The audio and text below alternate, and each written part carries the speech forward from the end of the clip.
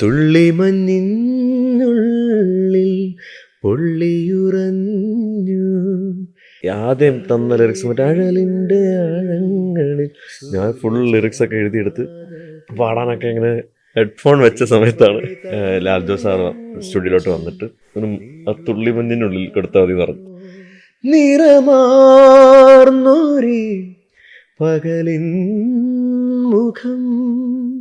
എൻ്റെ പേര് നജീം അർഷാദ്. ഞാനാണത്. നീ സ്നേഹത്തിൽ വാടിത്തീരല്ലേ. പലരും പറയണത് നിനക്ക് ഇച്ചിരി സംഗതി കൂടുതലാണെന്ന്. ഏത് പാട്ടെടുത്താലും കുറച്ച് ഓവറാണെന്ന് പറയും. അകലെ കനവിനരികെ ഇരുവഴികളിൽ മനസ്സ്. വൈഫ് അവിടെ വന്നിട്ട് പാട്ട് വയ്ക്കുമ്പോൾ ഞാൻ ഓഫ് ചെയ്യും. എനിക്കൊരു പാട്ടുകാരനായിട്ട് പാട്ട് കേൾക്കണമെന്നൊരു താല്പര്യമില്ല പറയും. ഞാൻ പറയും അത് വേണ്ട, ഒരു രാഗത്തിലൊക്കെയുള്ള പാട്ടുകൾ കേട്ട് എനിക്ക് ഭയങ്കര പ്രശ്നമായിരുന്നു. അവൾ ആ കൂടെ ഒരു പാട്ട് കേട്ടിട്ടുണ്ട്, ഒരു ആൽബം, മഴയേ ഇളവയിലേ. അപ്പൊ പെണ്ണ് കാണാൻ ചെന്ന സമയത്ത് ഈ പാട്ട് ഒന്ന് പാടിത്തരുമെന്ന് ചോദിച്ചാൽ അതാണോ എന്ന് കൺഫേം ആക്കണോ അറിയത്തില്ലല്ലോ. അത് തന്നെയാണോ? പെണ്ണ് കാണാൻ ചെന്ന ചെക്കൻ അവിടെ ഇരുന്ന് പാട്ട് പാടി. ഞാൻ പാടി മെല്ലെ. പക്ഷെ ഇതിലുള്ള നമ്മൾ കമന്റ്സ് കാണുമ്പോൾ ഇവരെല്ലാം ഈ മറ്റേ എക്സ്ട്രാ ഓർഡിനറി കഴിവ് കിട്ടിയതുപോലത്തെ കമന്റ്സ് ഒക്കെയാണ്. ഞാനിത് ഇതെവിടെ എന്താണ് ഓരോരുത്തർ എഴുതി വിടുന്നത്. എനിക്ക് ഇഷ്ടം പോലെ വരാറുണ്ട്. അത് മനസ്സിലാക്കണമെങ്കിൽ മ്യൂസീഷ്യൻസിന് ചിലപ്പോൾ അത് നമുക്ക് കറക്റ്റായിട്ട് അറിയാം, പാട്ടുകാർക്കും അറിയാൻ പറ്റും. ഇതൊന്നും ഇല്ലാത്തൊരു ഒന്നും കുറെ കമന്റ്, അത് നമ്മൾ നോക്കേണ്ട കാര്യമില്ല. ആ ക്യാമറ ഒക്കെ ഓൺ ആവുന്ന സമയത്ത് ഇതെല്ലാം കൂടെ കയറി വരും. നീ എന്ത് പാട്ടാ അവിടെ നിന്ന് ഇവിടെ നിന്നൊക്കെ വരും. നമുക്ക് പാടാൻ പറ്റില്ല. ശരിക്കും ഇതൊരു മെന്റലി നമ്മളെ തളർത്തിക്കളയും.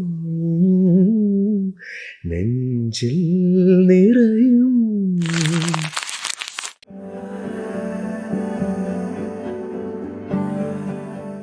ലോകത്തിലെ ഏറ്റവും മനോഹരമായത് ആസ്വദിക്കാൻ കാതുകളാണ് വേണ്ടത്. നല്ല കാതുകളുള്ളവർ, നല്ല സംഗീതം കേൾക്കാൻ കഴിയുന്നവർ ഭാഗ്യവാന്മാർ.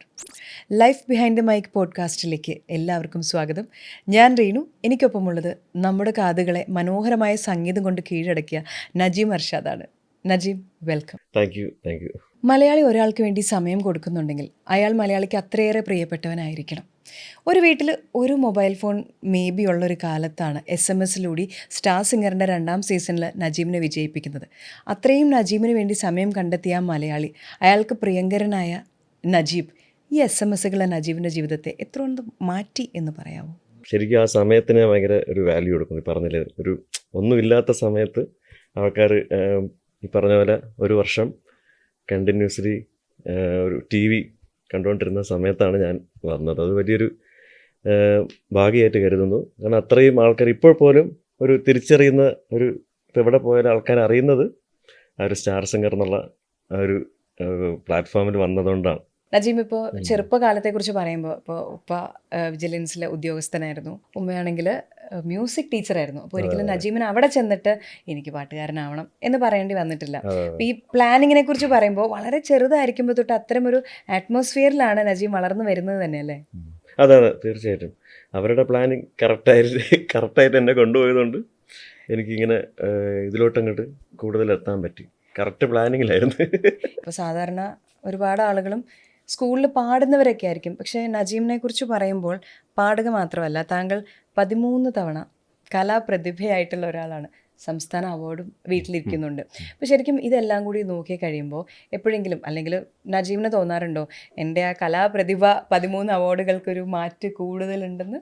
ഇതിൽ ഞാൻ 2nd സ്റ്റാൻഡേർഡോട്ടാണ് തുടങ്ങിയത് ഈ കോമ്പറ്റീഷൻ. ആദ്യമായിട്ട് അന്ന് ഈ പറഞ്ഞ പോലെ കലാപ്രതിഭ എന്നുള്ള പത്രത്തിലൊക്കെ വരിക. അവന് ഉമ്മ ടീച്ചറായിരുന്ന സമയത്ത് ഞാൻ ആ സ്കൂളിലാണ് പഠിച്ചത്. അപ്പോൾ അവിടെ എല്ലാ കോമ്പറ്റീഷനും മുമ്പ് ഇങ്ങനെ പങ്കെടുപ്പിക്കും.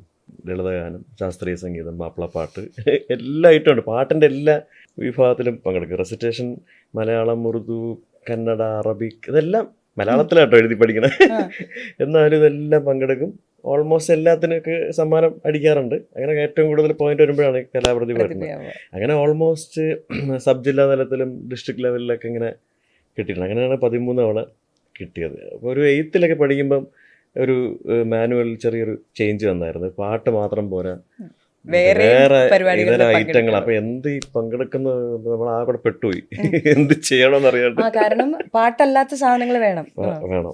ഡാൻസോ ആ എന്തെങ്കിലും ഡാൻസ് വേണം. അപ്പൊ ഉമ്മ വിചാരിച്ചു എന്നാ പിന്നെ നമുക്ക് പാട്ടുള്ള ഒരു ഡാൻസ് ആയിട്ട്, അത് ഓട്ടം തുള്ളൽ. അതാണ് പിന്നെ ചായം പച്ചയൊക്കെ അടിക്കുമ്പോൾ ആളെ മനസ്സിലാവത്തൂല്ല, നമുക്ക് എന്ത് വേണം കാണിക്കാം. നിങ്ങൾ ഓട്ടം തുള്ളൽ അതിനു വേണ്ടി പഠിച്ചോ? പഠിച്ചു. പ്ലാനിങ് അല്ല, ഇതൊരു കൊല പ്ലാനിങ് ആണ് നടത്തിക്കൊണ്ടിരിക്കണേ. അങ്ങനെ ഞാൻ സ്റ്റേറ്റിൽ പോയി, എനിക്ക് തേർഡ് പ്രൈസ് കിട്ടി.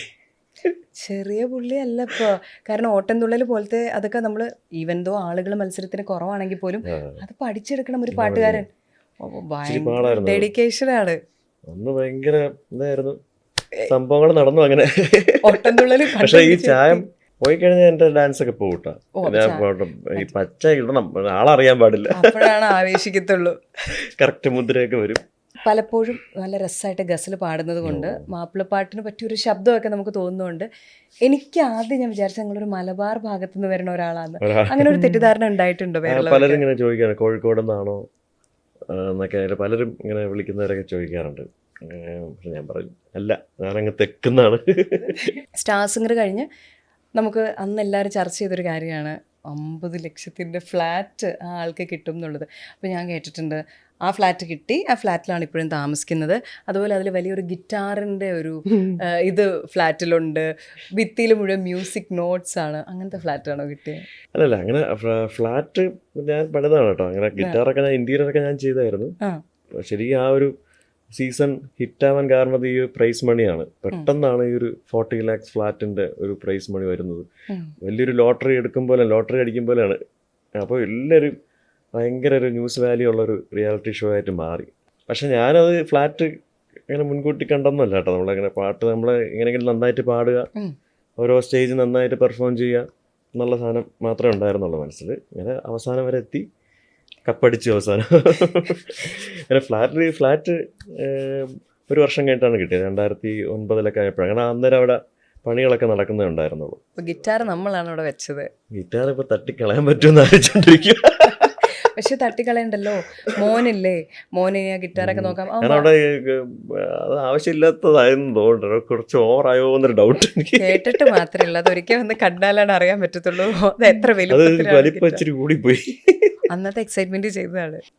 അതൊരു ഐശ്വര്യമുള്ള ഫ്ലാറ്റാന്ന് എനിക്ക് തോന്നുന്നത്. അവിടെ നിന്ന് നന്മകളെ വന്നിട്ടുള്ളൂ. 500-നടുത്ത് പാട്ടുകൾ ഇപ്പൊ പാടി കഴിഞ്ഞിട്ടില്ലേ? ഈ 2012 എത്തിക്കഴിഞ്ഞപ്പോഴാണ് ഒരു ഭയങ്കര ഫേമസ് മൂവി വന്നിട്ടുണ്ടല്ലോ, 2012 എന്ന് പറയുന്ന സിനിമ. ലോകം അവസാനിക്കുന്നു എന്ന് ആൾക്കാർ പറയുന്നില്ല. പക്ഷെ നജീം അർഷാദിനെ സംബന്ധിച്ച് നമ്മൾ നോക്കിയിട്ടുണ്ടെങ്കിൽ ഏറ്റവും ലക്കി ആയിട്ടുള്ള, നജീബിന് ഏറ്റവും പ്രിയപ്പെട്ട വർഷങ്ങളിൽ ഒന്നായിരിക്കണം 2012. കാരണം ഡാ തടിയ, അയാൾ ഞാനും തമ്മിൽ, എത്ര സിനിമ, ഡയമണ്ട് നെക്ലസ്, അവിടെ നിങ്ങളുടെ ഹിറ്റുകൾ, ട്രിവാൻഡ്രം ലോഡ്ജ് എല്ലാം വന്നൊരു വർഷമാണ്. 2019 മോൻ ജനിച്ച ഒരു സന്തോഷം മാറ്റി നിർത്തിയിട്ടുണ്ടെങ്കിൽ ലൈഫിൽ ഏറ്റവും സന്തോഷമുള്ളൊരു വർഷമാണോ അത്? തീർച്ചയായിട്ടും. മറ്റൊരു ഈ പറഞ്ഞ പോലെ ഇപ്പോൾ 2007 നമ്മുടെ ആദ്യത്തെ ഒരു സിനിമയിൽ പാട്ടിറങ്ങി ആ സന്തോഷം ഉണ്ടെങ്കിലും 2012 എനിക്കൊരു ഭയങ്കര ബ്രേക്ക് കിട്ടിയൊരു വർഷം. കാരണം വലിയൊരു സിനിമകളുടെ ഒരു ഭാഗമാകാൻ പറ്റിയതിൽ ഡയമണ്ട് നെക്ലസിലൂടെയാണ്. വിദ്യാസാഗർ സാറിൻ്റെ, അതും ഈ പറഞ്ഞ പോലെ ഒരു സാറിൻ്റെ മുമ്പിൽ ഇങ്ങനെ ഒരു സ്റ്റേജിൽ പാടാനായിട്ടൊരു അവസരം കിട്ടി. അങ്ങനെ വോയിസ് ഇഷ്ടപ്പെട്ട് എന്നെ വിളിക്കുന്നതാണ്. വോയിസ് ടെസ്റ്റ് ചെയ്യാൻ വേണ്ടിയിട്ട് പോകുന്നതാണ്. അപ്പോൾ അവിടെ പോയി പാടി. ഇന്ന പടമാണെന്നൊക്കെ പിന്നെയാണ് അറിയണത്. അപ്പോൾ അത് പറഞ്ഞ പോലെ അത്രയും വലിയൊരു പടം കിട്ടി, എനിക്ക് ഭയങ്കര ഒരു ബ്രേക്ക് ഇതായി. പിന്നെ അതിനുശേഷമാണ് ഡാത്തടിയ, ട്രിവാൻഡ്രം ലോഡ്ജും കുറേ നല്ല പാട്ടുകളും ഒക്കെ വന്നു ചേർന്നു. അപ്പോൾ അതുകൊണ്ട് 2012 ഒരു സ്പെഷ്യലാണ്. അതുപോലെ 2019 സ്പെഷ്യലാട്ടോ. കുഞ്ഞ് ജനിച്ചു, അതുപോലെ മറ്റേ സ്റ്റേറ്റ് അവാർഡ് അതന്നെ, രണ്ടും കൂടെ ഒരുമിച്ച് വന്ന വർഷം 2019. തിരുവനന്തപുരമാണ്.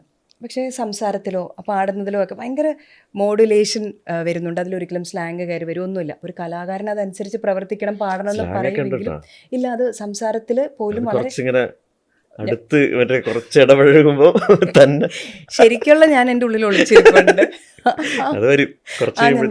പക്ഷേ അത് ഒരു പക്ഷേ താങ്കൾ പണ്ട് മിമിക്രി ചെയ്തതിൽ നിന്നൊക്കെ കിട്ടിയ ഒരു ഇതാന്ന് തോന്നുന്നുണ്ടോ? കുറച്ചൊക്കെ ഇമിറ്റേഷൻ ഉണ്ട്, എല്ലാം ഉണ്ട്. ഓട്ടത്തുള്ളിൽ ആദ്യം സമ്മാനം അടിച്ച മിമിക്രിക്ക്, സെക്കൻഡ് ഫസ്റ്റ് സമ്മാനം അതിനാണ്. ആദ്യത്തെ പ്രൈസ് കിട്ടി എനിക്ക് മിമിക്രിക്ക്.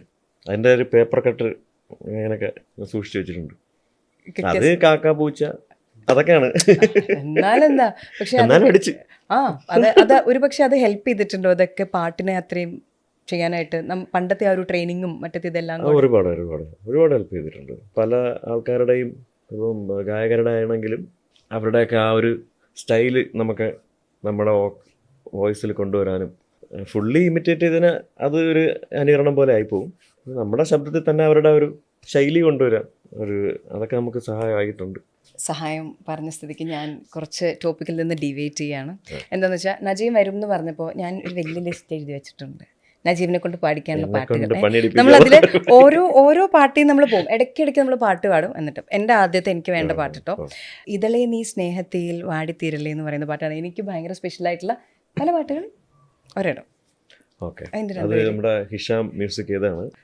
നല്ലൊരു 3-4 പടം പാടിയിട്ടുണ്ട് പുള്ളിയുടെ. അപ്പോൾ ഈ പാട്ട് നല്ലൊരു റീൽസ് കൂടെ ഭയങ്കര ഹിറ്റായ പാട്ടാണ്. അപ്പോൾ ആ പടം ഇതളേ നീ സ്നേഹത്തിൽ വാടിത്തീരല്ലേ വെറുതെ നിന്നോരത്തെന്നും കൂടാനോർത്തല്ലേ നിറയെ പൂക്കുന്നൻ തീര മോഹത്തുമ്പാലേ ഇനിയും നിന്നുള്ളം നോവല്ലേ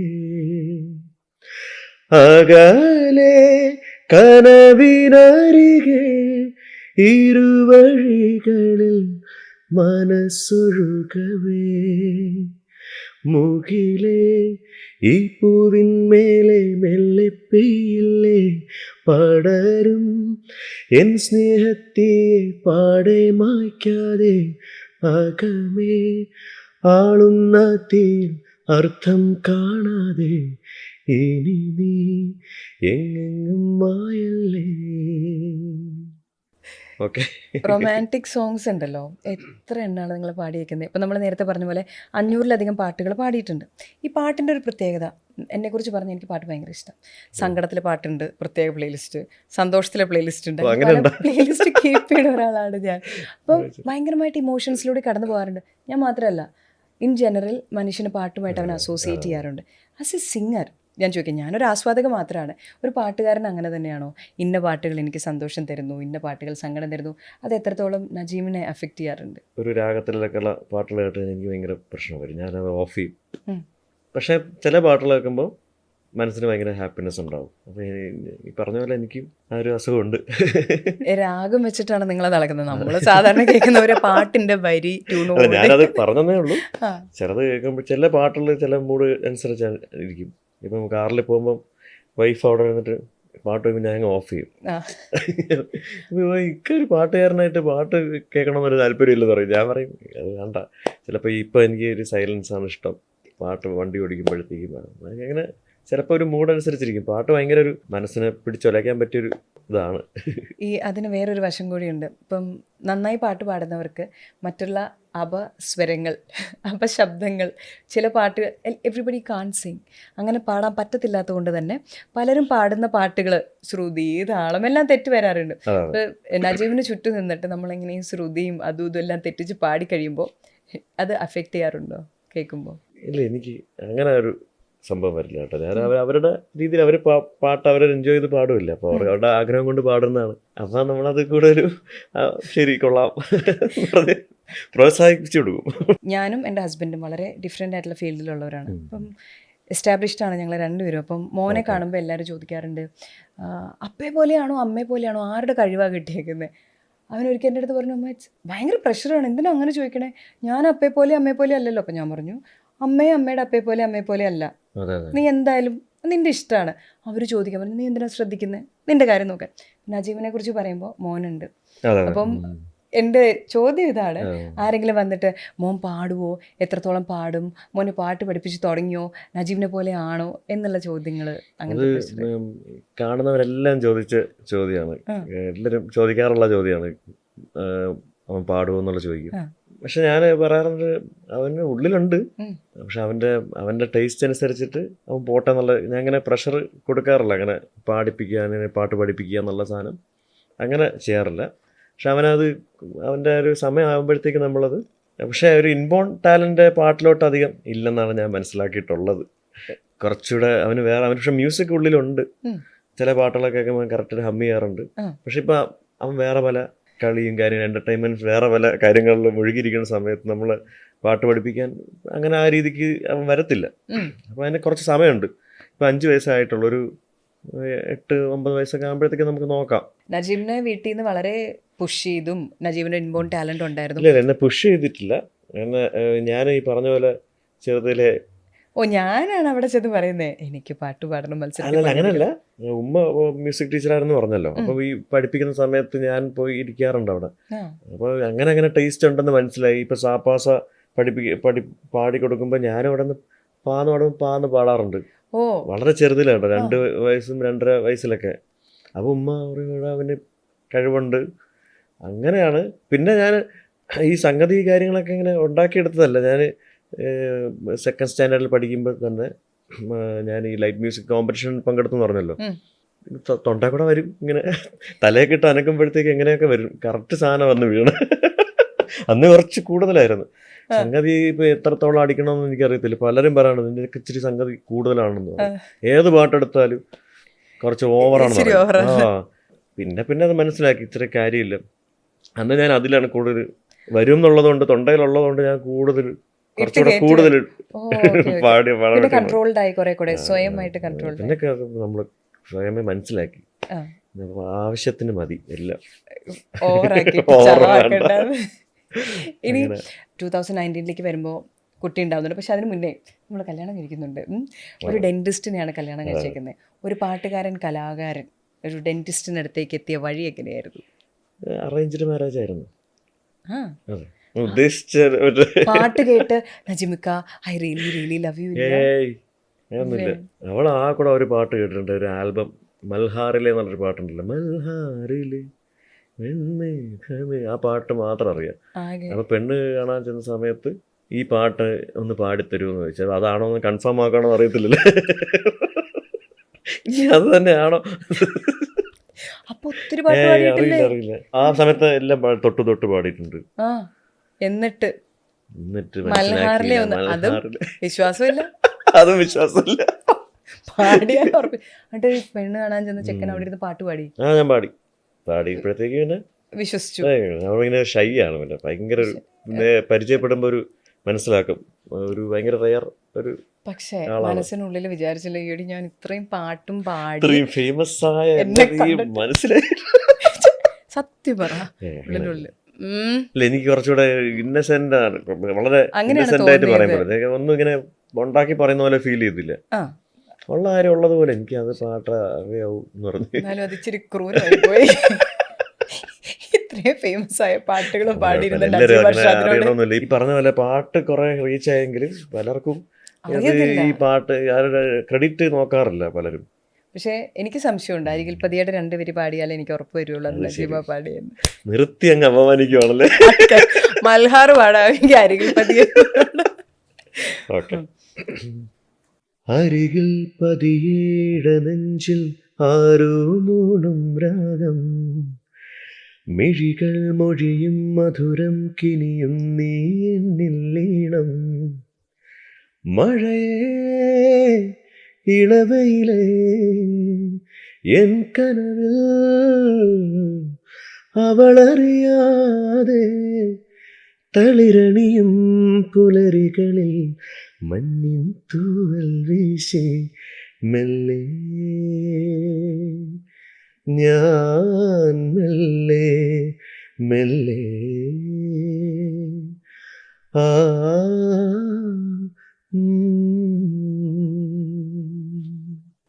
ഇതുപോലെ ഏകദേശം തന്നെയായിരുന്നു. നജീം തന്നെയാന്ന് തോന്നുന്നു അങ്ങനെ. പക്ഷെ 2-3 കൂടെ മഴനിലയൊക്കെ ആവുമ്പോ നമുക്ക് ഉറപ്പിക്കാം അത് വരും. അതൊക്കെ നമ്മൾ 2-3 ലൈൻ വെച്ച് മതി. എടോ ഇതൊക്കെ പലരും ഉണ്ട് കവറൊക്കെ പാടി ഹിറ്റാവണേ. അത് കഴിഞ്ഞിട്ട് ഇത് നജീമല്ല കവറ പാടി, നജീം ഒരു കവറ പാടിയെന്ന് അറിഞ്ഞാലോ കേൾക്കാൻ സഹിക്കാൻ പറ്റില്ല. നജീമിക്ക് കള്ളത്തിക്കളി ഇനി സിനിമകളിലേക്കും പാട്ടുകളിലേക്കും വരുമ്പോൾ കെട്ടിയോളാണ് എൻ്റെ മാലാക. അപ്പം അതിലെ പാട്ട് ഭയങ്കര ഫേമസ് ആയിട്ടുള്ള പാട്ടാണ്. 2019 അവിടെ വെച്ചിട്ടാണ് ഫസ്റ്റ് സ്റ്റേറ്റ് അവാർഡ് കിട്ടുന്നത്. എത്രത്തോളം ഭയങ്കര അപ്രതീക്ഷിതമായിട്ട് അതായത് ഇത്രയും നല്ല പാട്ട് പാടിയിട്ട് ഒരു പ്രതീക്ഷയില്ല. ഞാൻ ഈ സ്റ്റേറ്റ് അവാർഡ് ഞാൻ ശരിക്കും 2013 ഞാൻ പ്രതീക്ഷിച്ചിരുന്നു. കാരണം ഒരുപാട് പടങ്ങൾ പാടിയ വർഷമായിരുന്നു. അപ്പോൾ അന്ന് നടൻ എന്ന സിനിമയ്ക്ക് ഈ പറഞ്ഞ പോലെ ഈ ലിസ്റ്റിലുണ്ടായിരുന്നു, ഫൈനൽ ലിസ്റ്റിൽ എന്തോ ഉണ്ടായിരുന്നു. പിന്നെ അത് കഴിഞ്ഞിട്ട് എന്നെ ഇപ്പം ഏഷ്യാനെറ്റിൽ നിന്നൊക്കെ ഇങ്ങനെ ന്യൂസിൽ നിന്നൊക്കെ വിളിക്കുമല്ലോ, ഇവരെങ്ങനെയൊക്കെ അറിയുമല്ലോ, എന്നിട്ട് വിളിക്കും. നാളെ അടുക്കള ചെയ്യുന്ന സമയത്ത് റെഡി ആയിരിക്കും. അപ്പം ഞാൻ വെറുതെ ഇരിക്കുമായിരുന്നു. അപ്പം എന്നെ വെറുതെ ഒരു ഇങ്ങനെ ഇട്ട് തന്നു എനിക്ക് മനസ്സിൽ. വെറുതെ ആളെ വിളിച്ചിട്ട് വെറുതെ മറ്റേ ആശ കൊടുക്കുക എന്ന് പറഞ്ഞ പരിപാടി. ഇനിയിപ്പോ ചിലപ്പോ ഉണ്ടായിരിക്കുമോ. ഞാനിരുന്ന് ഈ ലൈവ് കണ്ടെന്ന് മറ്റേ അന്ന് മറ്റേ ശ്രേയ ഘോഷലാൽ എന്നൊക്കെ പറഞ്ഞ ഹിറ്റായ വാർത്താ ഇതുണ്ടല്ലോ. മനസ്സിലായി, ഞാൻ ഓർക്കുന്നു. ഞാനിരുന്ന് കണ്ട്. അപ്പൊ നടൻ, മ്യൂസിക് ഡയറക്ടറൊക്കെ പറഞ്ഞു, ലിറിക്സ് റൈറ്ററൊക്കെ വന്നു, ഗായികക്കും കിട്ടി. ഞാൻ റെഡിയാണ്. അപ്പൊ പാട്ട് ഇതായി പോയി. വേറെ ആൾക്കാർ മറ്റേ കാർത്തിക്കിനാണെന്ന് കൊടുത്തത്. പക്ഷെ അത് ഭയങ്കര വിവാദമൊക്കെ ആയി. ശരിക്കും അവര് ഓഡിയോക്ക് ഒറിജിനലി ട്രാക്ക് പാടിയ ആളാണ് സിനിമയിൽ പാടിയത്. അന്ന് ആ വർഷം എടുത്ത് നോക്കിക്കഴിഞ്ഞാൽ മെയിൽ വോയിസിനില്ല അവാർഡ്. ഇല്ല. അതിനെങ്ങനെ കിട്ടും? ചുമ്മാ എന്നെ പരിപാടി അല്ല എന്നോട് വിളിച്ച് പറയരുത്. പുതിയ ഷർട്ട് വരെ അന്ന് വൈകുന്നേരം പോയി മേടിച്ചു. അതിനുശേഷം ഈ സംഭവം ഞാനങ്ങ് നിർത്തി. അവാർഡ് നോട്ടം അവാർഡ് വന്നാൽ ആരെങ്കിലും ഇവിടെ ഇന്നാണ് അതിന്റെ ഇതുവരും കേട്ടോ, അങ്ങനെ ആ വഴിക്ക് പോട്ടെന്നാണ്. അത് നമുക്കൊന്നും വേറെ ഞാൻ അതിലോട്ട് നോക്കാറേ ഇല്ല. ചത്താലും തുറക്കില്ല. ജനങ്ങളുടെ അവാർഡാണ് ഏറ്റവും വലിയ അവാർഡ് മറ്റേ ആശ്വസിച്ചു എന്നൊക്കെ. എന്നിട്ട് പക്ഷേ ഈ പറഞ്ഞ പോലെ ഞാൻ ഈ മ്യൂസിക് ഡയറക്ടർ വില്യം ഫ്രാൻസിസ് വളരെ സുഹൃത്താണ്. അപ്പൊ ഞങ്ങളിങ്ങനെ ഫാമിലി ആയിട്ട് ട്രിപ്പ് മറ്റേ മൂന്നാറിൽ കറങ്ങാൻ പോയതാണ് ആ വീക്കില്. അപ്പൊ ഇതൊന്നും അറിയാനേ ഇല്ല. അപ്പം അവിടെ ഇങ്ങനെ ഏലത്തോട്ടത്തിനിടയിൽ ഇങ്ങനെയൊക്കെ ഇങ്ങനെ നോയിക്കൊണ്ടിരിക്കുന്ന പ്രകൃതി രമണീയത ആസ്വദിച്ചുകൊണ്ടിരിക്കുന്ന സമയത്താണ് കോൾ ഇങ്ങനെ വന്നുകൊണ്ടിരിക്കുക. എവിടെ നിന്നാണെന്ന് പിടുത്തം കിട്ടല്ലോ, എന്താണെന്ന് തുരുതുരാ വന്നു. അപ്പോഴാണ് ഇത് പറയാൻ അറിയണം അവാർഡ് കിട്ടി. അപ്പൊ എന്നിട്ട് ഞാൻ വിളിച്ച ആളടുത്ത് ചോദിക്കുക, ഏത് പാട്ടിനാണ് കിട്ടിയതെന്ന് അറിയാമോന്ന്. അപ്പോഴാണ് പറയണ കെട്ടിയതാണ് മാലക്ക. അപ്പൊ അതിന്റെ മ്യൂസിക് ഡയറക്ടർ അടുത്ത് നിൽക്കുക. ഞാൻ നിന്റെ പാട്ടാണ് എനിക്ക് കിട്ടിയത്. ഭയങ്കര ഇതല്ലേ. അതാ പറഞ്ഞ ഒട്ടും പ്രതീക്ഷിക്കാത്ത സമയത്ത് നമ്മളെ അത് മറ്റൊരു രോമാഞ്ചിഫിക്കേഷൻ ആയിട്ട് മാറും. രോമാഞ്ചം ഈ ഒട്ടും പ്രതീക്ഷിക്കാത്ത കിട്ടിയ ഇതെന്ന് പറയുന്ന പോലെ അല്ല. പക്ഷേ സ്റ്റാർ സിംഗർ വരുമ്പോൾ നജീം അതിൻ്റെ ആദ്യ റൗണ്ട് മുതൽ അവസാനത്തെ ആ ദിവസം വരെ വളരെ പ്ലാൻഡ് ആയിട്ട് പാട്ടിൻ്റെ സെലക്ഷനിലാണെങ്കിൽ പോലും എല്ലാം. സെലക്ഷനെ പറ്റി പറയുമ്പോഴേ അത് എങ്ങനെ നമ്മൾ നേരത്തെ മുൻകൂട്ടി ഒരു പാട്ട് പ്ലാൻ ചെയ്ത് പറഞ്ഞാൽ വേറെ ആൾക്കാരെ എടുത്തിട്ടുണ്ടാവും. ഒരു റൗണ്ട് പറയും, ഒരു 4 അവസാനം ആകുമ്പോഴത്തേക്കും ഇത് ഈ ആൾക്കാർ കുറയുന്നതനുസരിച്ച് പെട്ടെന്നാവും ഓരോ ഷെഡ്യൂളും. ഈ ആൾക്കാർ ഈ കണ്ടസ്റ്റൻസ് കൂടുതൽ ഇപ്പൊ 45 പേരായിട്ടാണ് നമ്മൾ തുടങ്ങി. അന്ന് ശരിക്കും മാസത്തിൽ ഒരു 3 ദിവസം 5 ദിവസം കാണുള്ളൂ. പിന്നെ അടുത്ത നെക്സ്റ്റ് മന്ത് ആയിരിക്കും. അപ്പൊ നമുക്ക് സമയമുണ്ട്. അപ്പൊ അടുത്ത ഷെഡ്യൂൾ തുടങ്ങുന്നതിന് മുമ്പ് ഒരു 2 ആഴ്ച മുമ്പായിരിക്കും എൻ്റെ പ്രോഗ്രാം പ്രൊഡ്യൂസർ വിളിച്ചിട്ട് ഇങ്ങനെ പാട്ടിന്റെ റൗണ്ടുകളൊക്കെ പറയണത്. അപ്പൊ നമുക്ക് സമയമുണ്ട്. ഇതിപ്പം ആദ്യമൊക്കെ ഓക്കെ പറഞ്ഞ പോലെ പ്ലാനിങ്ങോട് നമുക്ക് ആ പാട്ട് എടുക്കാം, ഈ പാട്ട് എടുക്കാം. കുറെ പാട്ടുകളൊക്കെ എനിക്ക് കിട്ടി. ഞാൻ പറഞ്ഞ പാട്ടന്നെ എനിക്ക് പാടാനായിട്ടുള്ള. അവസാനം ആയപ്പോഴത്തേക്കും ഇതങ്ങ് പെട്ടു. ഞാൻ വിളിച്ച് പറയുമ്പോഴേ ഹിഷാം എടുത്തു എന്ന് പറയും. ചേട്ടാ ഉയരെ മലർകളെ അത് പോയി, അത് പറയാനെടുത്തു. പിന്നെ ഈ സമയമില്ലല്ലോ, പഠിക്കുകയും വേണ്ടേ. ഗസല്ല ഞാൻ ഈ പെട്ട 2 ദിവസം മുമ്പേ ഹംഗാമു അത് ഗുലാം അലി സാഹിബിനെ അത് വേറെ ആരെടുത്തെന്ന് പറഞ്ഞു. അന്നേരം ഞാൻ പിന്നെ മാറ്റി പിന്നെ പാടിയതാണ് തെരാ ഇന്തസാർ ഹംനെ കിയാ. ഈ പാട്ട്, ഈ ഗസൽ ഇത് 2 ദിവസം കൊണ്ട് ആരും വിശ്വസിക്കത്തില്ല. അങ്ങനെ പഠിച്ച് പാടിയതാ. അതിങ്ങനെ സ്റ്റാൻഡിങ് ഓവേഷനും കിട്ടി, ഭയങ്കര ഹൈ മാർക്കും കിട്ടി. ആ ഒരു ഗസലാണ് ശരിക്കും എനിക്കൊരു പെട്ടെന്ന് ലക്ഷ്യസ്ഥാനത്തിലേക്ക് അടുത്തെത്തിക്കാനായിട്ടുള്ള ഒരു വഴിയായി മാറിയത്. 45 പേരുടെ കൂടെ നിന്നിട്ടാണല്ലോ ലക്ഷ്യസ്ഥാനം നിങ്ങൾ മുന്നിൽ കാണുന്നത്.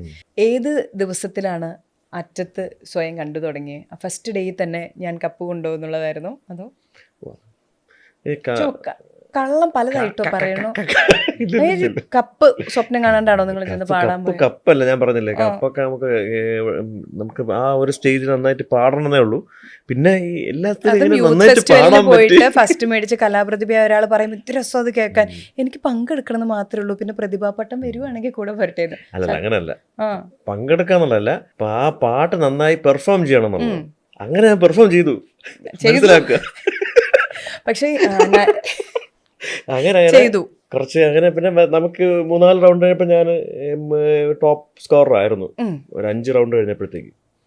അപ്പോൾ മനസ്സിങ്ങനെ ഇങ്ങനെ പറയുന്നുണ്ടായിരുന്നു ശരിക്കും ഒരു 5-6 റൗണ്ട് കഴിഞ്ഞപ്പോഴത്തേക്ക് എനിക്ക് ഈ കപ്പ് അടിക്കുന്നുള്ളതല്ലേ, കാരണം എല്ലാവരും നല്ല ഈക്വലി ടാലന്റ് ആയിട്ടുള്ള ആൾക്കാരാണ്.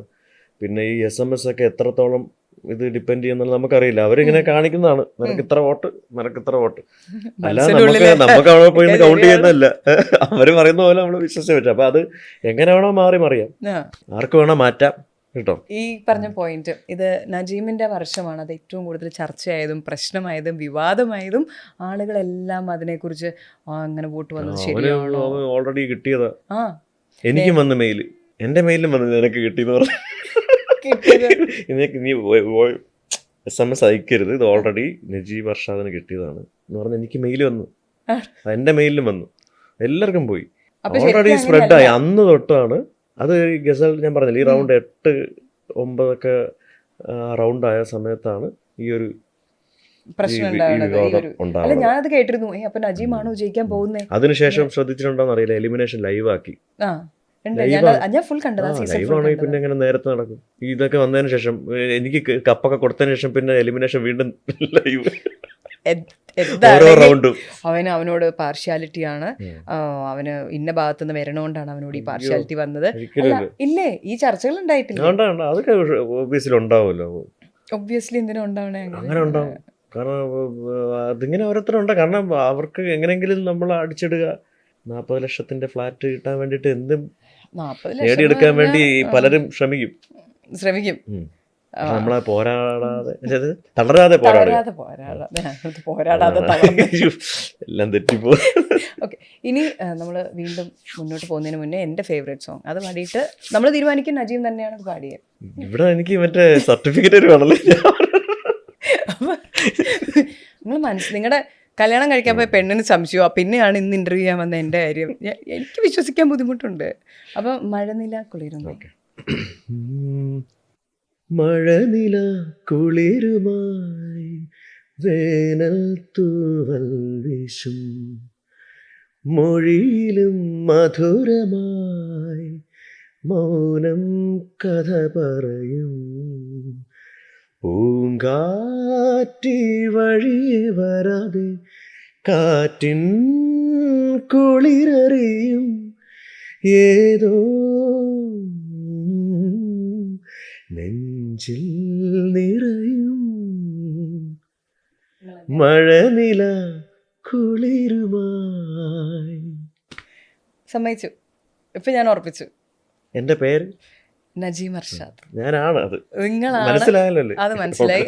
നജീമിന് ഈ ഒരു വിവാദം മാത്രമല്ല നേരിടേണ്ടി വന്നത്. അതിനുശേഷം ഉമ്മയും വാപ്പയും സംബന്ധിച്ചൊരു വാർത്തയ്ക്ക് നജീം റിയാക്ട് ചെയ്തിട്ടുണ്ട്. അത് 10-43 വർഷം മുമ്പേ നടന്ന കാര്യങ്ങൾ വെറുതെ കുത്തിപ്പൊക്കി ഓരോ ന്യൂസ് ആക്കി കൊണ്ടുവരുക.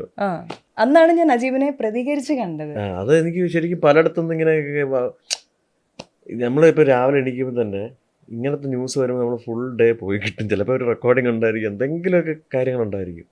ഇങ്ങനത്തെ പിന്നെ അത് കഴിഞ്ഞ് ഞാനിങ്ങനെ ഇങ്ങോട്ടുള്ള അങ്ങനത്തെ ന്യൂസിലോട്ടൊക്കെയുള്ള ശ്രദ്ധ കൊടുക്കണം നിർത്തി, ശരിക്കും പറഞ്ഞാൽ. അതല്ലാതെ എപ്പോഴെങ്കിലും അതിങ്ങനെ ഈ ജാതീയപരമായിട്ടുള്ള രീതി ഉമ്മ കൺവേർട്ട് ചെയ്ത് മുസ്ലിം ആയതാണ്. ഒരു ലവ് മാരേജ് ആയിരുന്നു. അപ്പൊ അടിച്ചുണ്ട്. അത് പറഞ്ഞില്ലേ, ഒരു പാട്ടുകാരായിരുന്നു. അപ്പൊ പാട്ട് സ്റ്റേജ് ഉമ്മയും പാട്ട് പാടാൻ പോകും. ആ കഥകളൊന്നും എനിക്കറിയില്ല കറക്റ്റായിട്ട്. കള്ളത്ര ചോദിച്ചിട്ടുണ്ട്, പക്ഷെ ഞാൻ റീനുവിന്റെ അടുത്ത് പറയത്തില്ല. അതല്ലേ വിപ്ലവത്തിൽ പ്രണയിച്ചത്, ഭയങ്കര വിപ്ലവകരമായ കല്യാണമൊക്കെ ആയിരുന്നു. അപ്പൊ അങ്ങനെ കൺവേർട്ടായി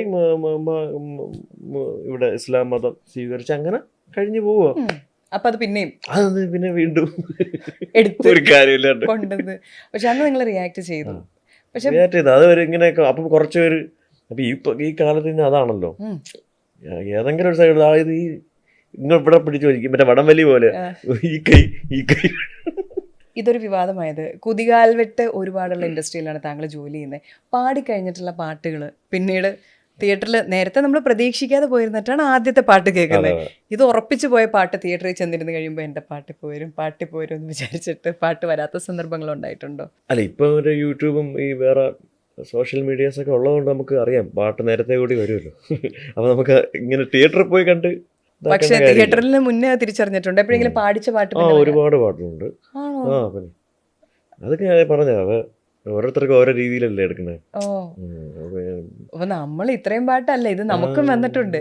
ഞാൻ വിചാരിച്ചു നിങ്ങള് തിരിച്ചു വന്നിട്ടുണ്ട് കേട്ടോ. വേറെ പാട്ടുകാർ പാടിയ പാട്ടുകളും ഇറങ്ങി തിരിഞ്ഞൊക്കെ പക്ഷെ പാടിക്കഴിഞ്ഞ് പിന്നെ ഉള്ള ഈ ഡിസ്കഷനിൽ ഇടാ ഈ പാട്ട് ഇന്നാൾ പാടിയിരുന്നൊക്കെ അറിയുമ്പോഴാണ് ഞാൻ അറിയണത്. അങ്ങനെയും കുറെ സംഭവങ്ങൾ ഉണ്ടായിട്ടുണ്ട്. അത് പക്ഷെ ഇത് ഇങ്ങനെ ഇങ്ങനെ നടന്നുകൊണ്ടിരിക്കുന്ന ഒരു പ്രോസസ്സാണ്. അത് ഇനിയും കണ്ടിന്യൂ ചെയ്യും. ഇപ്പൊ ഡബ്സീഡ് ഒരു ഇഷ്യൂ വന്ന സമയത്ത് പുള്ളി പറഞ്ഞു ഞാൻ പാടി എനിക്ക് കായ് കിട്ടി, ഞാൻ ഓക്കെ ആണെന്ന് പറഞ്ഞിട്ട്. അല്ല, അങ്ങനെ പാട്ട് എടുക്കാണ്ടിരിക്കുമ്പം പേയ്മെന്റ് ഒക്കെ നേരത്തെ നമ്മൾ പാടിയാലും അത് വന്നാലും ഇല്ലെങ്കിലും നമ്മുടെ പേയ്മെന്റ് ഒക്കെ നേരത്തെ അതൊക്കെ ആദ്യമേ ഒരു സെറ്റിൽ ചെയ്യാമല്ലോ. പക്ഷെ അതല്ല, നമ്മളെ പേയ്മെന്റിലല്ല, പാട്ട് നമ്മൾ അത്രയും ഡെഡിക്കേറ്റ് ചെയ്ത്. കാരണം മറ്റൊരു ഇൻസ്ട്രുമെന്റ്സ് ഇതും ഇൻസ്ട്രുമെന്റ് എന്ന് പറയാൻ പറ്റൂല. കാരണം അത്രയ്ക്കും നമ്മളത് അത്രയും ഫിസിക്കലി മെന്റലി ഒരു ഇൻവോൾവ് ചെയ്ത്. കാരണം നമുക്കിത് കാരണം നമ്മളൊരു ഹെൽത്ത് ഡിപ്പെൻഡ് ചെയ്തിരിക്കും. ഇൻസ്ട്രുമെന്റ് നമുക്ക് എപ്പോഴാണോ വായിക്കാം, അത് ഡിപ്പെൻഡ് ചെയ്യാം. പക്ഷെ ഇത് അങ്ങനെയല്ല. ഇത് നമ്മൾ അത്രയും അതിന് ഉൾക്കൊണ്ടാണ് ഒരു പാട്ട് പാടുന്നത്. ഞാൻ അങ്ങനെയാണ് കേട്ടോ. ഞാൻ അത്രയും കഷ്ടപ്പെടും ഒരു പാട്ടിന് വേണ്ടിയിട്ട്. അത്രയും ഡെഡിക്കേറ്റ് ചെയ്തിട്ടാണ് പോയി പാടാറുള്ളത്. മാക്സിമം എത്ര സമയം എടുക്കും എന്നുള്ളതല്ല, പെട്ടെന്ന് പാടിയെടുക്കുക അങ്ങനത്തെ ഇതൊന്നുമില്ല. ഓരോ വരിയും ബൈ ലൈൻ പതുക്കെ നമ്മൾ ആ എക്സ്ട്രീം ഒരു പെർഫെക്ഷൻ കൊടുക്കാനായിട്ടുള്ള ഇതിൽ എന്നെ കൊണ്ട് എൻ്റെ കഴിവിന് പറ്റുന്ന രീതിയിൽ ഞാൻ കൊടുക്കാൻ ശ്രമിക്കാറുണ്ട്. അപ്പോൾ അത് വളരെ കഷ്ടപ്പാടാണ്. എന്നിട്ടാണ് ഈ പാട്ട് ചിലപ്പോൾ ആരെങ്കിലും ചിലപ്പോൾ ഇതുമായിട്ടൊരു ബന്ധമില്ലാത്ത ആരെങ്കിലും ആയിരിക്കും ഒരു അഭിപ്രായം പറയണം, അവനത് ശരിയായില്ല, അത് പറ്റും, ആ വരി ചില അവരുടെ മനസ്സിലുള്ള ഗായകൻ്റെ വോയിസ് വേറെ ആയിരിക്കും. എനിക്ക് ഞാൻ പാടും പോലെ എനിക്ക് പാടാൻ പറ്റൂ. അപ്പൊ അങ്ങനെയൊക്കെ പാടാൻ നഷ്ടപ്പെടാറുണ്ട്. പക്ഷെ അത് അന്നേരം ഭയങ്കര വിഷമം ഉണ്ടെങ്കിൽ ഈ പറഞ്ഞ പോലെ പിന്നെ പിന്നെ യൂസ്ഡായി. ആദ്യത്തെ സമയത്തൊക്കെ അങ്ങനത്തെ പാട്ടുകൾക്ക് അവാർഡൊക്കെ കിട്ടിയിട്ടുണ്ടോ? ഇല്ല. കുഴപ്പമില്ല, എന്നെ വിഷമിപ്പിക്കുന്ന ഒന്നും സംഭവിച്ചിട്ട് ആ പടം മിക്കവാറും പടമൊക്കെ ഫ്ലോപ്പ് ആയിട്ട് എങ്ങനെ ഇവിടെ ഇരുന്ന് പ്രാഗുമല്ലേ അവിടെ ഇരുന്നിട്ട് ഞാൻ കഷ്ടപ്പെട്ട് മറ്റേ തൊണ്ടയെ സൂക്ഷിച്ചു പാടി എൻ്റെ പാട്ടെല്ലാം കൊണ്ട് വല്ലവനെ കൊണ്ട് പാടിച്ചെന്ന്. അതാണ് ഫ്ലോപ്പ് ആവാണ്. അങ്ങനെയില്ലല്ലോ. വിഷമമുണ്ട്. പക്ഷെ ഒരാളുടെ എൻ്റെ ഒരു ഇതാണ്, ഞാനൊരു പ്രോജക്റ്റ് ചെയ്താലും ഒരാളെ വിഷമിപ്പിച്ചിട്ട് പോയി കഴിഞ്ഞാൽ ഒരു നെഗറ്റീവ് സാധനം അവിടെ കിടക്കും. നെഗറ്റീവ് സാധനം ഒരു ഫുൾ പോസിറ്റീവ് വൈബിൽ കൊണ്ടുപോയി കഴിഞ്ഞാൽ നമുക്കൊരു സന്തോഷമല്ലേ. ആരെയും വിഷമിപ്പിക്കാതെ. പേര് മാറ്റിയത് എനിക്ക് വിഷമം. എനിക്ക് ശരിക്കും ഞാൻ പാടിയിട്ട് ചില പാട്ടുകളൊക്കെ ഇങ്ങനെ പേര് വന്നിട്ടില്ലേ ആണ്. പേര് വന്നോ? വേറെ പേരും വന്നിട്ടുണ്ട്. അപ്പൊ നജിം അർഷാദ് പാടിയെന്ന് നജിം അർഷാദിനെ അറിയുള്ളൂ. ചില പാട്ടുകളൊക്കെ അതിനൊന്നും അവാർഡ് കിട്ടിയില്ലല്ലോ. ഇല്ല. ഭാഗ്യം. ഒന്ന് ആലോചിച്ച് നോക്കി, അവസാനം വന്നിട്ട് തിയേറ്ററിൽ എഴുതി കാണിച്ച് മറ്റവനാണെന്നും എന്നിട്ട് നജീം ഞാൻ തന്നെയാ പാടിയെന്ന് പറയേണ്ട അവസ്ഥ. അപ്പൊ അങ്ങനെ അതൊക്കെ ചെറിയ വിഷമം. അത് ഈവൻ ഒരു ചെറിയ അതിൽ വർക്ക് ചെയ്ത ഒരു പടത്തില് ചെറിയ വിഷമം എന്ന് പറഞ്ഞത് കേട്ടിട്ട് ഞാൻ കൈ പിടിച്ച ചെറിയ വിഷമം. അത് ഇങ്ങനെ വിഷമല്ലേടോ? ചെറിയ വിഷമം ഹാർട്ടിനകത്ത്. ഹാർട്ട് ഇത്രേ ഉള്ളൂ, അതിന്റെ ഉള്ളിൽ അതിനകത്തൊരു കുത്ത്. എനിക്ക് സങ്കടം. അങ്ങനെയൊക്കെ ഉണ്ടാവുന്നേ, അതൊക്കെ ഇതിന്റെ കൂടെ ഉള്ളതാ. റിയാലിറ്റി ഷോസ് ഞാൻ നിങ്ങളുടെ ആ ഒരു സീസൺ മുഴുവൻ കണ്ടിട്ടുള്ളതുകൊണ്ട് എനിക്കറിയാം. അതിൽ കമൻറ്റുകൾ വന്നു കഴിയുമ്പോൾ നമുക്ക് തന്നെ അത് കേട്ടിട്ട് ഷോ ഇങ്ങനത്തെ കമൻറ്റ് കേൾക്കുമ്പോൾ എന്ത് സങ്കടമാണെന്ന് വിചാരിക്കും. അപ്പോൾ ജഡ്ജസ് പറയുന്ന കമൻറ്റുകൾ എങ്ങനെയാണ് നിങ്ങൾ എടുക്കുന്നതെന്നുള്ളത് നമ്മൾ ആലോചിക്കുന്നത് എന്താണ്. അതൊക്കെ കേട്ടിട്ടാണോ താങ്കൾ ഇതുവരെ ഒരു റിയാലിറ്റി ഷോയുടെ ജഡ്ജായിട്ട് വന്നിരിക്കാത്ത? ജഡ്ജ്മെന്റിനൊക്കെ പോയിട്ടുണ്ട് കേട്ടോ. ഞാൻ ഇടയ്ക്ക് ഫ്ലവേഴ്സിലൊക്കെ എന്നെ വിളിച്ച് ഞാൻ പോയിട്ടുള്ളതാണ്. അല്ല, പക്ഷെ താങ്കളെ ഒരു ഇങ്ങനത്തെ നിങ്ങൾ ഗസ്റ്റ് ആയിട്ട് പോയിട്ടുണ്ട്. പ്രത്യേകിച്ച് എനിക്ക് ഭയങ്കര ഡയലോഗ് ഡെലിവറി ചെയ്യാൻ ഭയങ്കര ബുദ്ധിമുട്ടുള്ള ആളാണ് ഞാൻ. ഭയങ്കര അറിയാലോ, ആവശ്യത്തിന് സംസാരിക്കുള്ളൂ. ക്യാമറ ഓഫ് ചെയ്താലേ എൻ്റെ കറക്റ്റ് അസല അറിയാം. കണ്ടിരിക്കണു. അപ്പൊ അത് എങ്ങനെയായാലും അതങ്ങനെയാ കുറച്ച്. അപ്പൊ അതുകൊണ്ടൊക്കെ ആയിരിക്കാം. അത് തന്നെയാണോ? കമന്റ്സ് എന്ന് പറഞ്ഞ ശരത് സാറും അവർക്ക് ഞാൻ പറഞ്ഞില്ലേ ഓരോ ടാലന്റ്. ഇപ്പം എല്ലാവരും പാട്ട് പാടും. എക്സ്ട്രാ ഓർഡിനറി ആയിട്ട് കുറച്ച് കാറ്റഗറീസ് കുറച്ച് മാറി നിൽക്കുന്നത് അവരാണ്. കുറച്ച് ഇൻബോൺ ടാലന്റ് എന്ന് പറയുന്നത്. ഇപ്പം ശങ്കർ മഹാദേവൻ സാറിന് ഒരിക്കലും കമ്പയർ ചെയ്യാൻ പറ്റില്ല ഇപ്പൊ സാധാരണ സിംഗറുമായിട്ട്. മനസ്സിലായോ? അപ്പോൾ ഇപ്പോൾ ഹരിഹരൻ സാറ്, ദാസ് സാറ്, അവരൊക്കെ അത്രയും അത് വേറൊരു ലെവലാണ്, വേറെ ലീഗിൽപ്പെട്ട ആൾക്കാരാണ്. അത് അവർക്ക് അങ്ങനെ കിട്ടിയതാണിത്. അപ്പം അതുമായിട്ട് നമ്മൾ പിന്നെ അല്ലാതെ നോർമലി പാടുന്നവർ കുറേ പേരുണ്ട്, അല്ലാത്തവരുണ്ട്, പാട്ട് ആസ്വദിക്കുന്നവരുണ്ട്. അപ്പം ഇപ്പം ഇവർ വന്ന് പറയുന്ന കമൻറ്റ്സ് നമ്മൾ അത്രയും വാല്യൂ കൊടുക്കണം. അപ്പോൾ ശരത് സാറ് പറയണേ അപ്പോൾ അതിലുണ്ട് സാധനം. ടെമ്പോ പോയെന്ന് പറഞ്ഞാൽ പോയിട്ടുണ്ട്, സംഗതി പോയെന്ന് പറഞ്ഞാൽ പോയി. ഓക്കെ. പക്ഷെ ഇതിലുള്ള നമ്മൾ കമൻസ് കാണുമ്പോൾ ഇവരെല്ലാം എല്ലാവർക്കും ഈ മറ്റേ എക്സ്ട്രാ ഓർഡിനറി കഴിവ് കിട്ടിയതുപോലത്തെ കമൻസ് ഒക്കെയാണ്. ഞാനിത് ഇതെവിടെ എന്താണ് ഓരോരുത്തർ എഴുതി വിടുന്നത്. എനിക്ക് ഇഷ്ടം പോലെ വരാറുണ്ട്. ഇവരെല്ലാം ദൈവികമായിട്ട് വരദാനം ഇങ്ങനെ അല്ലേ, ശരിക്കും പറഞ്ഞാൽ എന്തൊരു കഷ്ടപ്പാട്. അത് വേറൊരു അത് മനസ്സിലാക്കണമെങ്കിൽ മ്യൂസീഷ്യൻസിന് ചിലപ്പോൾ നമുക്ക് കറക്റ്റായിട്ട് അറിയാം, പാട്ടുകാർക്കും അറിയാൻ പറ്റും. ഇതൊന്നും ഇല്ലാത്തൊരു ഒന്ന് കുറേ കമൻറ്റ് എഴുതുന്നവർ, അത് നമ്മൾ നോക്കേണ്ട കാര്യമില്ല. അവർ വീണ്ടും എഴുതും, അത് എഴുതിക്കൊണ്ടിരിക്കും. നമ്മളെ പാട്ടിൽ വിശ്വസിക്കുക, മുന്നോട്ട് പോവുക. വീട്ടിൽ നിങ്ങൾ കൂടാണ്ട് 2 സ്പെഷ്യൽ ഗസ്റ്റ് ഉണ്ട് എന്ന് കേട്ടിട്ടുണ്ടല്ലോ. എപ്പോഴും ഒരു ഗസ്റ്റ് അല്ല, വീട്ടിലെ തന്നെ അംഗങ്ങൾ, ജിക്രുവും ലാലുവും. ജിക്രുവും ജിമിക്കിയും. ജിമിക്കിയാണോ? അതെ, ജിക്രു മെയിൽ ആണ്, പൂച്ച. പൂച്ച. അവനൊരു 6 വർഷം ഞങ്ങളോട് ഉണ്ടായിരുന്നു. അപ്പോൾ 6 വർഷമായപ്പോഴത്തേക്ക് എനിക്കൊരു വിഷമം, അവനൊരു ഫാമിലി ആക്കണം, കൊടുക്കണം. എന്നില്ല മനുഷ്യത്വം ഉണർന്നു. ജിമിക്കിനെ കൊടുത്തു. അല്ലെ, ജിമിക്ക് ഒരു നല്ല പൂച്ച വന്നപ്പോ first sight, love first sight എന്ന് പറയുന്ന പോലെ കൊടുത്ത് അവര് സന്തോഷം. ഇപ്പൊ എനിക്ക് ഭയങ്കര പണിയാ, രാവിലെ ഞാൻ ഇറങ്ങുവാ പണി ചെയ്യാനായിട്ട്. 5-6 കൊച്ചുങ്ങളും. എന്നിട്ട് ഞാൻ പറഞ്ഞ് കിക്കിയുടെ അടുത്ത് വൈഫിനെ കിക്കിന്ന് വിളിക്കണം. കിക്കിയുടെ ഉമ്മയുടെ അനിയത്തിയുണ്ട്, നിങ്ങൾക്ക് കുറച്ച് നല്ലതായിരിക്കും. പക്ഷേ അതുകൊണ്ട് കാര്യമില്ലല്ലോ, ഇണയെ കൊടുത്ത സ്ഥിതിക്ക് പൂച്ചക്കുഞ്ഞുങ്ങൾ ഇനി ഉണ്ടാവും. അത് മനുഷ്യനെ പോലെ അല്ല, ഇത്ര മാസത്തിൽ പ്രസവിക്കും. അവനാണെങ്കിൽ ഒരു ലിമിറ്റില്ല. 6 വർഷം തടങ്കലിൽ ജീവിച്ചതിന്റെ വിഷമം അവൻ തീർത്തോണ്ടിരിക്കുക. അവനോട് പറയാറില്ല, നീ എന്നെ കാണുന്നില്ല, എന്നെ ഞാൻ ഇത്ര കൊല്ലമായി, എന്നെ ഒരാളെ വെച്ചോണ്ട് ഒരാളെ ഉള്ളൂ. അവൻ ഇല്ല, കുറ്റക്കാരനാണ്. ചെറുപ്പത്തിലേ വളർത്തിയായിരുന്നെങ്കിൽ അവര് ചിലപ്പോൾ സഹോദരങ്ങളാന്ന് കരുതി ജീവിച്ചാന്. യുനോ, നജീം ഒരു സെൽഫ് മെയ്ഡ് ആയിട്ടുള്ള ഒരാളാണ്. അതായത് സ്റ്റാർ സിംഗർ എന്ന് പറയുന്നൊരു വേദിയിൽ എത്തുന്നു, പക്ഷെ എത്തിയ എല്ലാവരും അറ്റത്തോട്ട് എത്തിയവരല്ല. വളർന്നു വരുന്ന സമയത്താണെങ്കിലും ഈ കലാപ്രതിഭ എന്നുള്ളതൊന്നും എല്ലാവർക്കും ഒന്നും അറിയത്തില്ല. സ്റ്റാർ സിംഗർ തൊട്ടാൽ പലരും നജീമിനെ അറിയുന്നത്. ഒരുപാട് കഷ്ടപ്പാടുകളിലൂടെയാണ് ശരിക്കും പറഞ്ഞാൽ ഇപ്പം ഇരിക്കുന്ന പൊസിഷനിലോട്ട് എത്തിയത്. പുറത്തുനിന്ന് നോക്കുമ്പോൾ ചുമ്മാ കപ്പത്തിച്ചു എന്ന് തോന്നും. പാട്ടുപാടി അല്ല, പാട്ടുപാടി നല്ല നല്ല സിനിമകൾ കിട്ടി അവൻ എത്തി എന്ന് വിചാരിക്കും. പക്ഷേ ഇപ്പം പാട്ട് പാടുന്ന നജീമിനെ പോലെ ആകാൻ ആഗ്രഹിക്കുന്ന, ഉയരങ്ങളിലേക്ക് എത്താൻ ആഗ്രഹിക്കുന്ന ഒരുപാട് പിള്ളേരുണ്ട്. അപ്പം അങ്ങനെ ഉള്ള ടാലൻസിനോട് ഇതായിരുന്നു ഞാൻ വന്ന വഴി എന്ന് പെട്ടെന്നൊന്ന് പറയുവാണെങ്കിൽ എന്താണ് അവർ ചെയ്യേണ്ടതെന്ന് ഞാൻ ചോദിക്കുകയാണെങ്കിൽ എന്ത് പറയും നജീം? നമ്മൾ ഹാർഡ് വർക്ക്, എല്ലാവരും പറയുന്ന പോലെ അത് അൾട്ടിമേറ്റ്. നമ്മളെപ്പോഴും പാട്ട് മാക്സിമം നന്നായിട്ട് പ്രാക്ടീസ് ചെയ്യുക. പിന്നെ നിലനിൽപ്പാണ് ഏറ്റവും വലിയത്. പെട്ടെന്ന് കിട്ടുന്ന ഒരു ഫെയിമിൽ മുങ്ങിപ്പോവാണ്ട് ദീർഘവീക്ഷണത്തോടു കൂടി ഒരു ഫ്യൂച്ചർ കണ്ട് മുന്നോട്ട് പോവാം. എല്ലാവരുമായിട്ടുള്ള ആറ്റിറ്റ്യൂഡ്സ് മെയിൻറ്റെയിൻ ചെയ്യുക. ഞാനാണെല്ലാം എന്ന് പറഞ്ഞു കഴിഞ്ഞാൽ പരിപാടി തീർന്ന പരിപാടി. നമ്മളെ എത്ര കഴിവുണ്ടെങ്കിലും ഈ ഒരു ഫീൽഡ് അങ്ങോട്ടും ഇങ്ങോട്ടും ഡിപ്പെൻഡ് ചെയ്തിട്ടാണ്. പാട്ട് തന്നാലേ പാടാൻ പറ്റുള്ളൂ. മ്യൂസിക് ചെയ്യുന്ന ആളെ പ്രൊഡ്യൂസർ വിളിച്ചാലേ മ്യൂസിക് ചെയ്യാൻ പറ്റുള്ളൂ. മ്യൂസിക് അല്ലേ, എല്ലാം അങ്ങോട്ടും ഇങ്ങോട്ടും ഇതാണ്. അപ്പം നമുക്ക് എല്ലാവരുമായിട്ടും ഉള്ള ഒരു ആറ്റിറ്റ്യൂഡ് മെയിൻറ്റെയിൻ ചെയ്യുക, ഹാർഡ് വർക്ക് ചെയ്യുക. ഇപ്പം നജീമിൻ്റെ ഒരു ലൈഫ് എടുത്തിട്ടുണ്ടെങ്കിൽ പ്ലാനിങ്ങിനേക്കാളും എല്ലാത്തിലും കൂടെ do you think you are lucky? അങ്ങനത്തെ ഒരു ഫീലിംഗ് ഉണ്ട്. എനിക്കുണ്ട്. ഞാനങ്ങനെ ചിന്തിക്കുന്നുണ്ട് ചില സമയത്ത്. ഇങ്ങനെ ഭാഗ്യം അങ്ങനെ ഒരു മനസ്സിലൊരു ഇതുണ്ട് കേട്ടോ. അല്ല, നമ്മളെല്ലാ കഴിവെല്ലാം ഉണ്ടെങ്കിലും ഇതും കൂടെ വേണം, ഭാഗ്യം കൂടെ വേണം അല്ലേ? അതെ, അത് നജീമിനുണ്ടെന്ന് എനിക്ക് തോന്നിയിട്ടുണ്ട്, എനിക്ക് സ്വയം തോന്നിയിട്ടുണ്ട്. കാരണം ഞാൻ വലിയൊരു ഭയങ്കര കഴിവുള്ള, ഞാൻ പറഞ്ഞ ഇതല്ല കേട്ടോ, അത് എത്രയോ വലിയ പാട്ടുകാരുണ്ട്. പക്ഷെ എൻ്റെ സമയത്ത് പക്ഷെ എനിക്ക് ഈ പറഞ്ഞ പോലെ ഭാഗ്യവും ഇതെല്ലാം കൂടെ ഒത്തുചേർന്ന് വന്നപ്പോഴാണ് ഓരോ പാട്ടുകളൊക്കെ എന്നിലോട്ട് വന്നതും. എനിക്ക് പിന്നെ ഈ പറഞ്ഞ പോലെ ഇപ്പം സൗണ്ട് മാറി വരുന്ന സമയത്ത് ഉം. ശബ്ദം മാറി ചേഞ്ച് ചെയ്ത് അതെ, വരില്ല. അതെ, അപ്പൊ നല്ലൊരു ശബ്ദം കിട്ടിയില്ലെങ്കിൽ അവിടെ തീർന്നു.